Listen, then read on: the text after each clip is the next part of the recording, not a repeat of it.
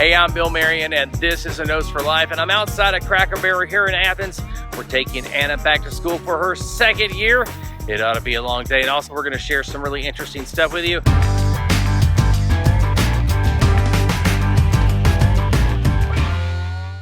I'm still recuperating a little bit from the shingles. And I just want to say I'm still not sponsored by the Cracker Barrel, but I am willing. And that's at hashtag Cracker Barrel should sponsor A Nose for Life. Make it a thing. So while we're here at Cracker Barrel, or at least waiting for a seat, I just want to open up a conversation. 4, 5, 6, 10 videos ago, especially the one that we did about Opryland, I talk about these charging stations that are popping up everywhere. Now the truth is I wasn't a big fan of the electric car. They scared me because anything mysterious is scary. No, seriously, I just didn't understand how it was going to take off. I thought, who would buy an electric car? And it turns out there's actually a waiting list for Tesla's car. I mean, if you're on that waiting list, you could be waiting like 2 or 3 years for an electric car. But you know what I'm noticing is that these power stations are turning up everywhere. Everywhere I go, no matter what state, from South Carolina, Georgia, all the way to Los Angeles, these power stations are turning up everywhere, and they're at every Cracker Barrel I've seen. So they're turning up, so maybe the electric car is gonna be a thing. You know, I'll consider an electric car when they have an electric 4x4. Just saying. You know, people can say what they want to about taking care of the environment and global warming, but the truth is, I guess I am an environmentalist to some extent. I mean, I don't like pollution. I hate pollution. So the quicker we get away from fossil fuels into something that can replace it, that's affordable, that's even more affordable than, let's say, fossil fuels, I am all for it. The question is how much pollution are we creating? If you're going to change over an entire system to another system, seems like that would do damage to the environment as well. But still, I'm all for it. I mean, regardless of how you feel about global warming and all that jazz, I hate pollution. So like Cracker Barrel already has their Halloween stuff up. I'm just saying, they love the holiday season. So if you need some Halloween supplies and you're in a hurry, Cracker Barrel is your place. Okay, so you're not the Halloween celebrating type. Well, they already have their Christmas stuff as well, and it's August. It's never too soon for the Christmas, Halloween, Thanksgiving season. I'm just saying. Have you ever done the Cracker Barrel book series, the audio book series? I did this way back in the day. It's actually pretty cool. You ought to give it a try sometime. Now, of course, this Cracker Barrel is in Tennessee, so all of the merchandise, as far as the college merchandise, is going to be, well, it's going to be UT. But I'm sure in your state, it's going to be whatever your state logo is. But it's pretty cool. If you're ready for the football season, Cracker Barrel is definitely ready. So I just want to remind everybody that no, I am not sponsored by Cracker Barrel. I would love to be, but no, I am not. It is my favorite restaurant by far when it comes to traveling. When I travel, I like to find a Cracker Barrel, and here's why. First of all, their food is consistent. Their service is probably 95% of the time amazing. Their management's amazing. What's not to love? Cracker Barrel is a great place to stop when you're making a trip. Listen, I want to recommend a video of mine that you can find in the description called Generation 75. It's about the Eisenhower Road Network, particularly I-75, and it is worth your time. I haven't had a lot of views on that one because I think people probably imagine that it's boring, or it's about 75-year-old people, which is not boring, by the way, but still, you should check that video out. It's in the description. And let's get this out of the way. You see all this stuff here on my face? Well, that is from having the shingles. Yes, a couple of weeks ago I was diagnosed with the shingles. Actually, in one of my videos I mentioned the fact that I had been running a fever and that I'd been under the weather. Of course, I also proclaimed that, hey, that's all under the bridge, I'm fine now. Well, it turns out I wasn't fine. I had a bad case of the shingles. The contagious period is over, but I've got a few more weeks of this to deal with, and maybe a couple more fevers here and there, maybe some body aches. It was pretty painful. I had to go to the doctor for it, but I'm glad to make it through it, and I'm thankful that you're still watching. Yes, I really am thankful that you're watching our videos, despite the fact that we haven't released as many videos as we were releasing due to my health. And truthfully, between us, I'm not out of the woods just yet. Even as I'm editing this video, I'm struggling with some pretty severe fatigue and dizziness, but I'm better than I was, and I'm just taking my time. And I'm hoping that you'll be the awesome people that you are and understand. Speaking of being awesome, here's what I'm noticing about our growing community. Our community is a great bunch of people, and that's pretty cool. You know, when you set out to create a video content community, you never know what to expect, but so far, I'm really impressed. So thank you very much. So here's how this video came to be. I got a call from my best friend, Dr. Nathan Gilbert, and Nathan and I have been best friends since we were 12 years old, and he saved my life on more than one occasion. We're pretty close. In fact, I named my son after him. Truthfully, I don't have any recent pictures of Nathan, and he'd probably kill me if I released pictures of him from junior high school or even college on this video, but he did give me permission to use his name, which I would have done anyway because that's what friends are for. Seriously, Nathan and his amazing wife Amy are a lot like Carolyn and I in that they have a lot of adventures together too. So Nathan, who is also an active subscriber to this channel, gave me some amazing ideas for future videos. One idea was about a rock that fell onto the highway in Manchester, Kentucky. But this isn't any old rock. In fact, this rock has ancient inscriptions in several different languages carved into it. It's so interesting that the city of Manchester has it behind a fence at their local park. But like I said, when it comes to my health, I'm not exactly 100%. But it just so happens that we were taking Anna back to Union College in Barberville, Kentucky. I was barely up for the trip, but I forced it for Anna's sake. She had an amazing first year of college, and I'm really excited about what's in store for Anna this year. Manchester, Kentucky is about 45 minutes north of Barberville, Kentucky, so I figured we might as well endure the trip to Manchester to capture some images of this rock. But as you'll see, we left with more questions than answers, and I imagine you will too.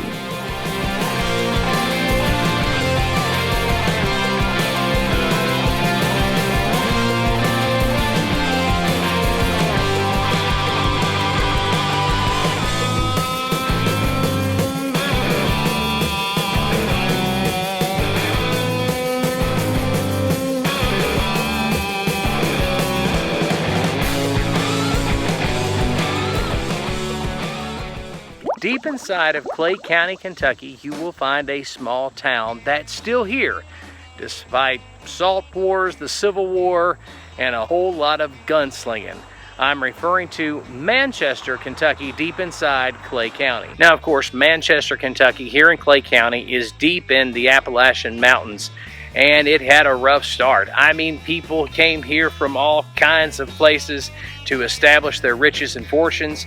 And in some ways, it would remind you sort of an old tombstone of the East or a tombstone of Appalachia. Things kind of leveled out here around the 1930s as people began to exploit timber and coal, and things kind of leveled out here. But Clay County has always maintained a reputation as a rough and tough town, like many towns in Appalachia. But most of the myths and legends around Manchester and Clay County are just that. They're myths and legends. The truth is that I find Manchester to be one of the greatest towns in Kentucky. The people are absolutely dynamite. They're friendly, they're courteous. They have that old Southern hospitality that I just love. In fact, we got turned around a little bit when we first got here, and everybody came out of the woodworks to help us and give us directions. I actually love this town. It's a mountain town like you would see anywhere in North Carolina or East Tennessee or up in West Virginia. It's just a solid, salt-of-the-earth town. Now today, as far as this site is concerned, I was told about it by my very best friend, Nathan Gilbert. In fact, he's such a good friend that I named my first son after him, my only son, Nathan, after Dr. Nathan Gilbert. He and his wife, Amy, are absolutely wonderful, wonderful Christian people, and he told me about this site and what was going on here in Manchester about a famous rock that happens to have engravings on it. And these engravings are quite a controversy. Now, here's what I find unusual already. Of all the web searching that I've done before I got here to do a little research ahead of time, I can't find 2 or 3 websites that actually agree as to what these engravings are. So I'm pretty excited about taking a look at it myself. You know, I talked to Nathan or Dr. Gilbert about his opinion. He doesn't have an opinion because several different people have several different opinions as to what these engravings are. And so first, before we get started, let me tell you the story about these rocks. Before we do that, let me just say this. It is absolutely, as far as the park here at Manchester, where you can find the rock with the engravings, it's a really nice park. I mean, seriously, it's not that Manchester is close to any serious tourist destinations, but hats off to the community here for putting together a nice, clean park. I mean, I'm not hearing anybody being real loud. In fact, if anything, I'm being loud, but I'm not hearing any kind of bad behavior or anything. It's just a really clean, nice park. Hats off to Manchester and Clay County. You know, they even have this nice little track that you can walk around the park, and I really like that too. And it feels really safe here. I mean, it feels really, you know, like you could come out here and walk and not have to worry about anything. I like that a whole lot. Good job, Clay County. So back on December 7th in 1994, This particular huge piece of rock fell onto the highway. And when they were trying to remove it from the highway, they found all of these markings on the rock. Now, here's what's funny. There's a lot of ideas about what is actually written on these rocks, but the official term, or the official way that they describe the markings on the rock, is a petroglyph. Well, now first, the rock is known by a few different names. Some refer to it as Indian rock, while others call it the Red Bird Petroglyphs, and some call it both names. After all, we do live in an age where it's best not to offend anything, including ancient rocks. I mean, you never know when an author is going to sue. Still, it can make it kind of difficult when you're looking for the ancient rock, so locally, it's probably best to call it the Indian rock. By the way, the word petroglyph can be a little confusing. The word petroglyph simply means an ancient carving in stone to be interpreted as art, but even that's a little confusing. For our sake, we're going to be easy on the word ancient because, well, the word ancient is one of those words that causes issues these days. I mean, what exactly is ancient? That's a conversation for a different video. But one thing is for sure, is that the writings on this rock are old. The rock fell onto Route 66, which isn't exactly a big deal. I mean, rocks fall onto the roads in this part of the country all the time, but what makes this rock different is what's engraved onto the rock. First century Greek and Hebrew letters are found inscribed on the rock, but also Gaelic, Egyptian, Iberian, Libyan, and South Semitic, and East Side, West Side. I'm just kidding. Those are just a few languages that are found on this rock, and some of those are just monographs. I mean, they're not exactly full and complete sentences. What I can't seem to find is any kind of carbon dating when it comes to this rock. Do you know what I haven't found yet? Carbon dating. Now listen, I know some people are not into carbon dating and they don't believe in carbon dating, but at least it gives us a baseline. At least we could age some of the markings and see how big of a difference there are between markings. I know one thing's for sure. It may be that some of these markings are actually on top of other markings, which would confuse translating anything. So I don't have any information as of right now, but I do intend to look before I release this video.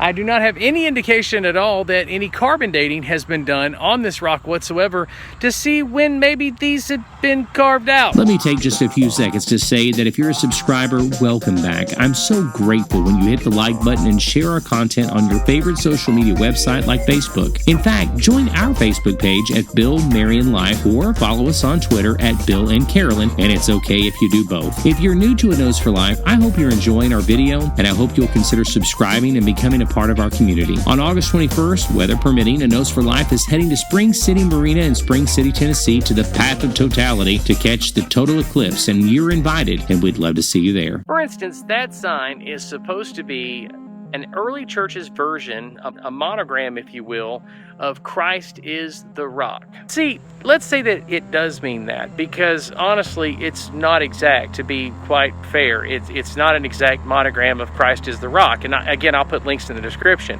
But let's say that it is. It really messes up the timeline, which I don't have a problem with that. I have real big issues with our modern historical timeline anyway, especially with what's happening with the Grand Canyon and things that have been discovered out west. It's becoming more inherent that Europeans were here a long time, here meaning in America, a long time before Christopher Columbus. Using a monogram to say Christ is the rock would be something that would have been used by early Romans, by early Roman Christians, or maybe even Christians in 300, 400 AD. That monogram in particular, maybe 200 or 300 AD, but I'm not yet convinced that that is a monogram that references Jesus is the rock. Now, before we continue with this amazing rock that in every possible way is better than the last Indiana Jones movie, don't lie to yourself, it was terrible. This rock has some serious issues, and even though I said I wasn't going to do this, I must for the sake of the rock. See, here's the problem. It doesn't line up with our official historical record. But then again, if you still think Columbus discovered America, or was even one of the first 10 or 20,000 Europeans or Asians to trade with any of the inhabitants of this continent, well, if you're interested, there's a library worth of reading you might want to consider, but only if you're interested. I'm not saying it's going to get you a raise at your job or anything like that, but it will change your perception of history a lot. See, there's three types of historical research taking place right now. One is popular history that seeks to confirm that we used to think we knew for a fact. Then there's actual scientific historical research in which we throw away all of that we thought we knew at one time and we start all over again because of new information. Not to mention information that was covered up. And those two fields of research, historical historical research, well, they pretend to get along in public, but in reality, they don't. There is a third group of researchers that don't exactly do research in the classical sense of the word. It's more like intuition mixed with the Lord of the Rings. I have to say that this final group makes the best YouTube videos, but you just can't trust this third group because they trust their intuition over evidence. Here's what I know for a fact regardless of which group you choose to follow. At this point in time, each group, regardless of your preference, secretly admit that we really don't know what we thought we knew 50 years ago about ancient people and their technologies. We suspect ancient people traveled a lot more than we originally thought and established global trade on numerous occasions. This rock, as is, throws one heck of a wrench in our timeline. But in case you're not into history, over the past 50 years, we've had quite a few wrenches thrown into our nice and neat historical timeline. Behind me is another symbol that is a Gaelic symbol. Again, that would mess up the historical timeline altogether. That is supposed to mean the right hand of God. But this symbol in particular is kind of messed up because it belonged to the Egyptians. And it's a sign of Ra, or the Egyptian god of Ra. So it's not like that this particular rock is actually Christianized. In fact, there are all kinds of symbols on this, even symbols that date before Christopher Columbus. Meaning when Christopher Columbus got here, there are 8 different alphabets on here that would have been dead according to Christopher Columbus. He wouldn't have been able to have recognized those particular letters. I like it when we uncover historical facts that we miss or misinterpreted. Like I said, I ran into this out west on numerous occasions, and it creates militant controversy. Now this is the middle of nowhere. But this isn't the case here. But for a moment, in case you missed it, let me explain what this rock, by its current interpretation, is telling us. It's telling us that at least 8 or more carved letters or symbols are on a rock that were made hundreds or even thousands of years apart, making this rock very special. In fact, special isn't even the right word. And yes, there are some reasons that this rock might be special when it comes to something like navigation and so on, but we can't get into that because something more important has to be discussed. The rock was actually cataloged 5 years prior on the Register of Historic Places. That's 5 years before the rock mysteriously fell, which is kind of odd. Furthermore, there are many rocks in the area with Native American writings that are very like the ones found on this rock. So here's my question. Do you like puzzles? See, I'm not a huge fan of puzzles, especially if the puzzle pieces don't exactly fit. I'm just one of a million people who believe that global travel and trade has been going on since the beginning of time. Why people defend the timeline most of us grew up with is beyond me, but it's true. Countries all over the world have been caught hiding evidence that may alter their origins and their connections and influence to major trade routes. Why? I guess it's because it messes up their established narrative or right to govern or something silly like that. So it's not a stretch for me to believe that cultures thousands of years apart explored, traded, and even settled the North, Central, and South American continent, and that maybe a few warriors along the way carved something in a rock. That's what this rock wants us to read into it. It serves as a beacon for such beliefs. But unfortunately, there's just not enough evidence. Not yet, anyway. I do find it odd that at least a dozen websites are simply gone related to this rock.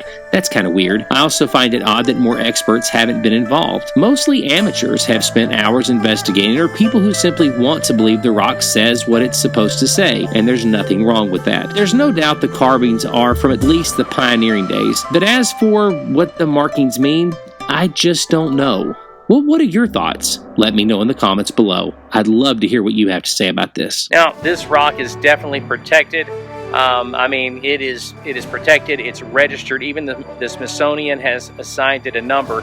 It is a very unique rock. I mean, if you think about it, if everything on here is real, and again, we have to stress that, if everything on here is real, then that means that there were people scribbling out some type of something before Christopher Columbus ever got here. The early pioneers took note of the symbols that were on this particular rock.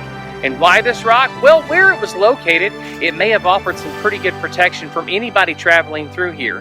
I mean, it's pretty interesting that regardless of who or what or when scribbled on this rock, a lot of people did scribble on this rock. You know, maybe it's because I'm just getting over the shingles, but this rock, it's kind of got me stumped. I need to make some phone calls and ask some questions. A special thanks to Nathan Gilbert for giving me the idea for this video, my wife Carolyn for helping me capture some great images, and a big thank you to Manchester, Kentucky and Clay County, Kentucky. Such a loving and welcoming community, and I was honored to be your guest, and I look forward to seeing you again. I want to thank each and every one of you for watching this video, and I hope you'll subscribe, like, and share this video as well. I'm Bill Marion, and this is A Nose for Life. Be sure to check out some of these other videos.